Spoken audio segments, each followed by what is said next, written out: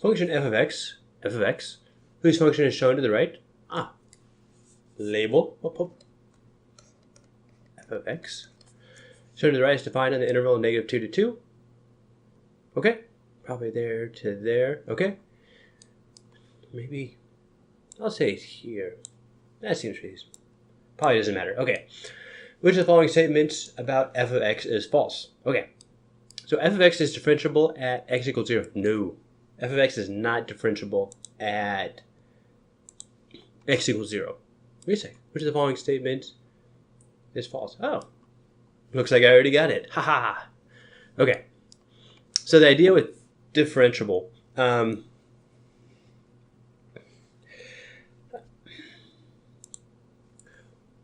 for something to be differentiable, it has to have the same derivative if you're taking it from the left side or from the right side.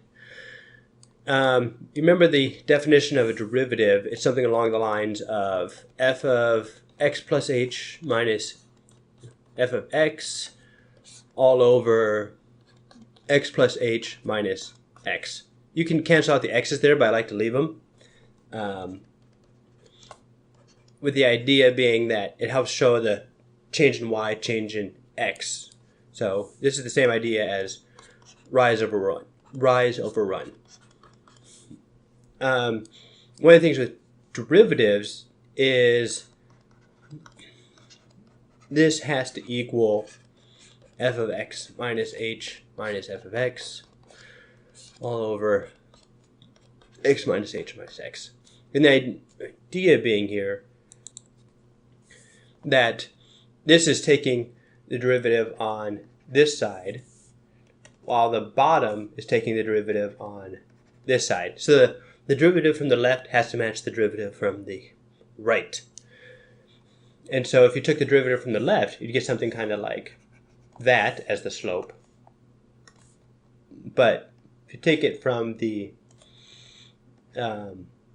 right, you get something kind of like that. And the two aren't equal.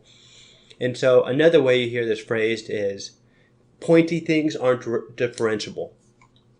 And that's the idea here. There's no way for you to tell which derivative is correct, because if you come from the left, you get one slope. Come from the right, you get a different slope. Therefore, since there's that ambiguity, the derivative does not exist. Oh, yeah, that's false. So, false. Whoop, go to green, because I assume the others are going to be true. I assume so. It'll be awkward if they're not. Okay. So f of x has an absolute minimum at 0. Yeah, from the graph it kind of looks like that. It looks like that's at the bottom. Without knowing the actual functions involved, it's hard to tell, but probably. F of x has a critical point at x equals 0. Okay, now this one's a little bit funny because I don't think there's really one concise set definition for what a critical point is.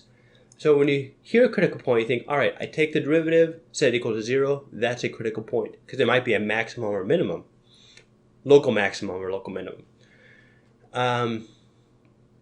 But critical point is often used to mean where something is not differentiable as well. So you could also read this as f of x is not differentiable at x equals 0, which is true. So this would be considered a critical point.